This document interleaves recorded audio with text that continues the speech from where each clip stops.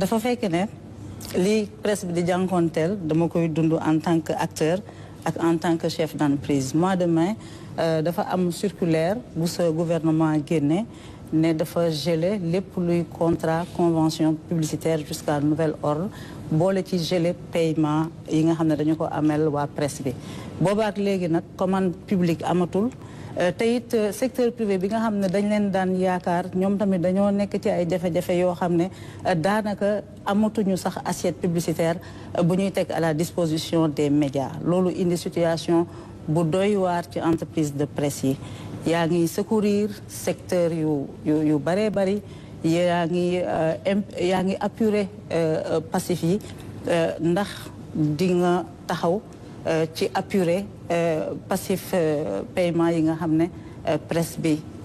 am na ko ngir mu mun ñoo dimbali parce que président dëgg bi mooy metti na dañoo rusa abandonné te it am yërmande tamit ci xëy naan dañuy wàññi ay employés waaye ñu bari ci ñun mënatuñu li nga xam ne moom mooy collège délégué CNRA bi kañ la ñu koy mettre en place ba régulateur bi di mën di délibérer ci li nga xam ne moom mooy légalement. Ensuite ni nga ko amalee ak yeneen secteurs yi est-ce que mën nañu yaakaar nga def lu ñu mën a woowee conseil présidentiel pour les médias ngir sauver secteur boo xam ne nag c'est le 4e pouvoir et c'est un secteur névralgique. jërëjëf soxna Maïmouna dama bëgg ñu sérieux li nga xamante ne moom nga jukki bi ma yegsee dama fekk c'est comme toutes les autres conventions et accords parce que ñi doon dem dañu bàyyi ba xam ne dem sës na ñuy door a yéwén maye ba maye lu ñu moomu signé ba signé luy lor Sénégal bokkoon na ci baal presse dette fiscale mosuma ci d'accord ci bi may campagne électorale laa wax ne d'accorduma ci buñ ko defee su Wade d'accorduma ci woon buñ ko defee première fois su Macky d'accorduma ci woon bi ma ñëwee fekk ko fi soreegul maa ko taxawal parce que d'accorduma ci man d'accorduma mu am secteur boo xam ne à force ñu koy baal ay impôts mu jàpp ne que moom dafa war a persister dans la fraude fiscale te ñu ànd ci ak yërmande ju bari soxna Maïmouna ku jël fay ay salaire tënk te impôt ci salaire yi wala nga jël de la TVA muy li nguur gi moom yow xëy na salarié bi ñëw ci sa entreprise mu ngi jël taxi wala mu jël car rapide yow bu mu la fa fekkee ngay DG wala nga nekk beneen DG wala responsable yaa ngi dawal sa oto bu baax am nga kër amul kër nga téye salaire dara ci salaire am ne lii dama koy jox nguur gi téye ko loolu ça ne s'appelle ni moins ni plus que détournement de deniers publics. Code général des impôts su ma juumul parce que gëj naa xool fiscalité article 686 687 ne loolu ku ko def directeur général des impôts et de domaine dafa war a porter plainte te bu ñu la porter plainte le mandat de dépôt est obligatoire ñun waxuñu kenn mu porter plainte ba tey mais ñooñu ñu porté wul plainte pourtant qui sont en infraction ñu xam ko ñoom ñu xam ko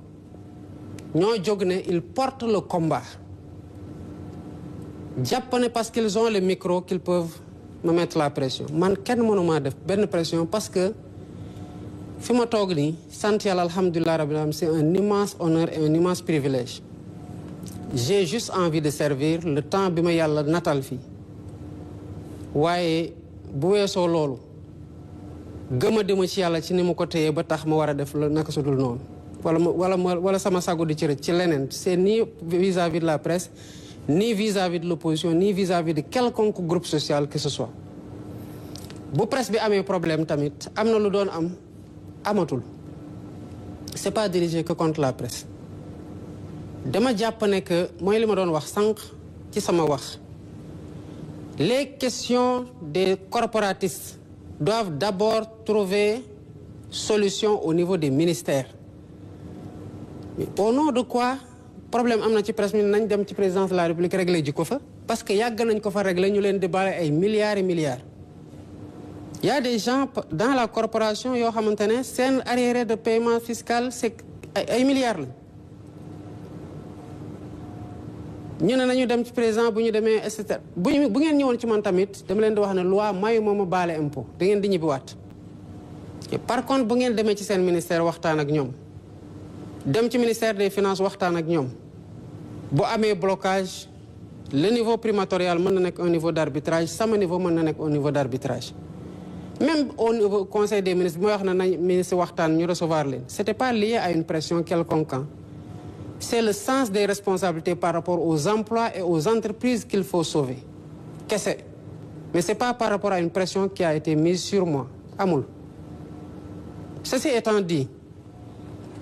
ni nga waxee ni privé bi dafa am problème ba joxeetuñu publicité mais ñun noonu lañu amee problème bu ñu ñëwee dañu ne il faut qu'on rationalise. C'est pas que les publicités lan moo doon xew ñëpp gis nañ convention yi nga xamante ne jot na génn ci biir presse bi. ñan lañ ko doon jox demoon sax ci ñu mu war a dem ci ay saagakat la doon dem ñëpp ñoo xamante ne ils étaient patentés pour wax lu bon ci Pastef ak président Ousmane Sonko du parti mais en fait ñooñu lañ doon jox ay convention yéen waa presse bi yéen a toog defal seen bopp seen assise ne dañoo war a assainir la presse sénégalais yi de façon générale il faut que ñu xam ñaar la presse y compris. Il n'y a pas de réforme sans douleur. Jubanti mooy plat bi ngeen commandé mooy plat bi ngeen di gis nii plat bu weex xat la.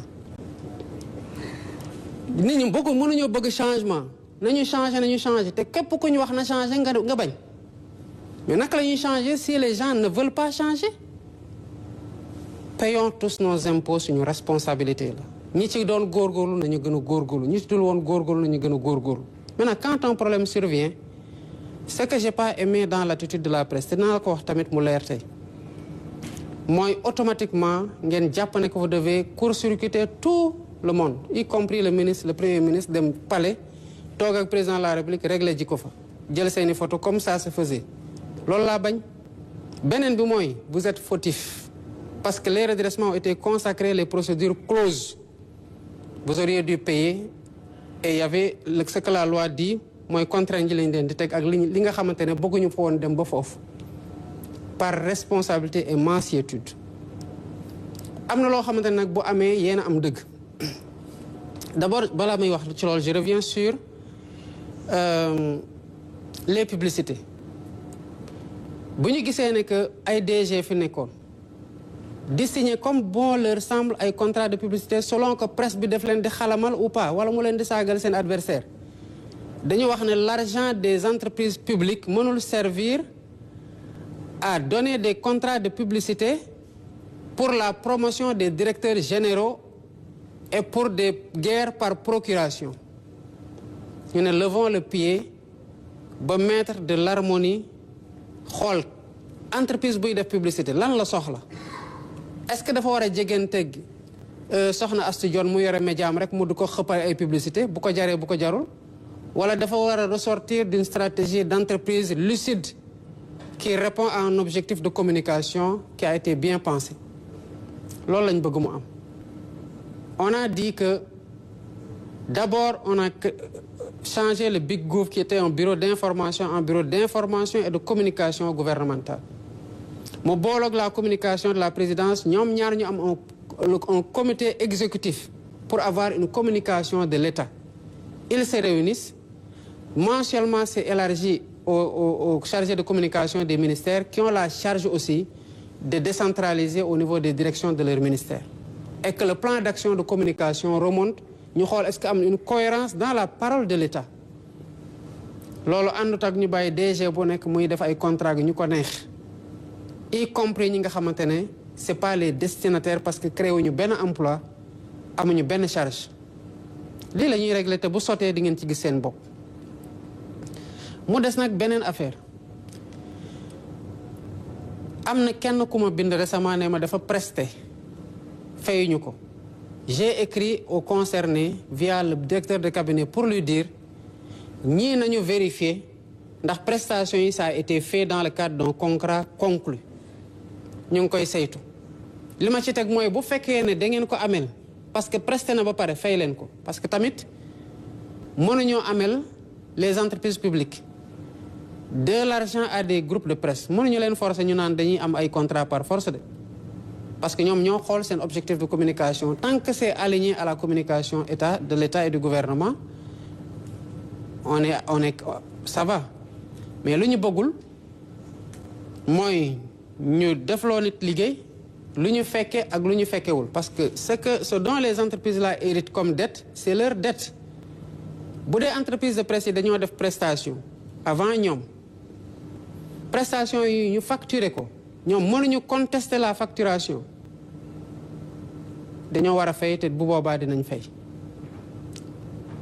yóbbante nañu la def le porte-parole xam naa doy nga sa porte-parole waaye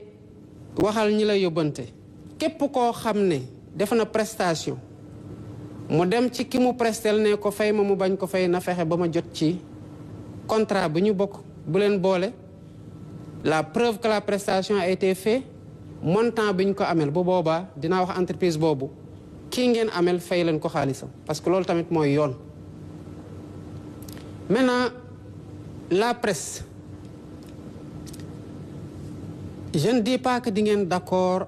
ci lépp luy ministre bi di def wala mu koy wax mais accordez-nous le bénéfice du doute qu'on est de bonne foi vis-à-vis de la presse. D'accord ñu ak yéen ci yu bëri d'accord nañu yéen ak ci lu bëri mais niñ ko war a muñalantee ci biir langue politique bi noonu lañ koy muñalante ak yeneen secteurs yëpp. J'ai dit que les divergences c'est des diversités et les diversités c'est des richesses loolu laa gëm. bu ñu nekkee ci opposition la presse nous donnait la parole lu ñu doon wax daawlu woon neex ñi fi nekk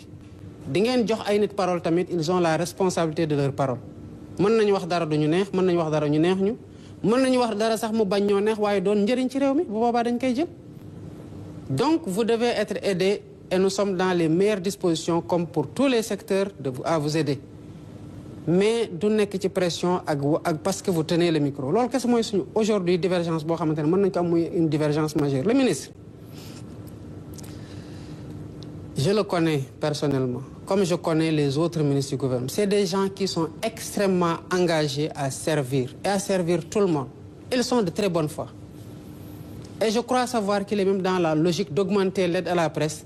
étant entendu que le dernier exercice bu ñu def par rapport à la reconnaissance des entreprises de presse, c'est un exercice qui restreint la base des bénéficiaires.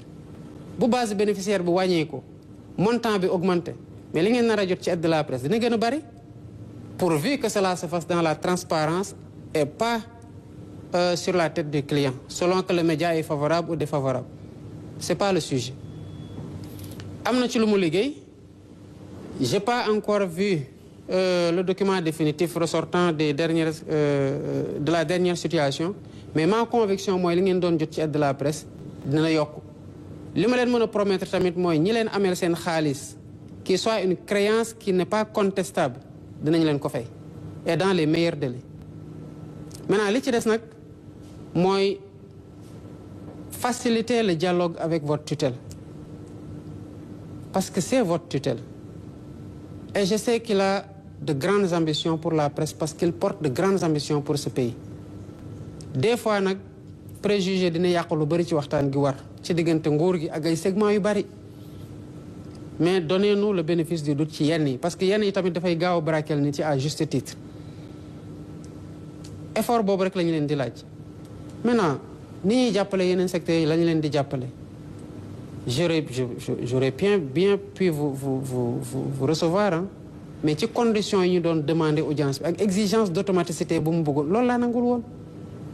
Maintenant si cela se comprend mën naa toog ak yéen ñëpp déglu leen waxtaan ak yéen ci mais du romb dégg bii tamit nga xamante ni jàpp naa ko de après dinaa xam xëy na lu ma xamul lu ngeen mënut a wax ci biti boobaa on apprendra acte dans la mesure où les arguments présentés sont pertinents waaye ñi fi nekk presque ak ñeneen favorable ak défavorable yëpp yéen jàmm kese lañu leen yéene parce que ay sénégalais ngeen et après tout le gouvernement gouverne pour tous les Sénégalais et le président de tous les Sénégalais amuñu ci xaj ak seen Très bien. Le collège du CNRA. Merci beaucoup. Le collège du CNRA sera bientôt mis en place.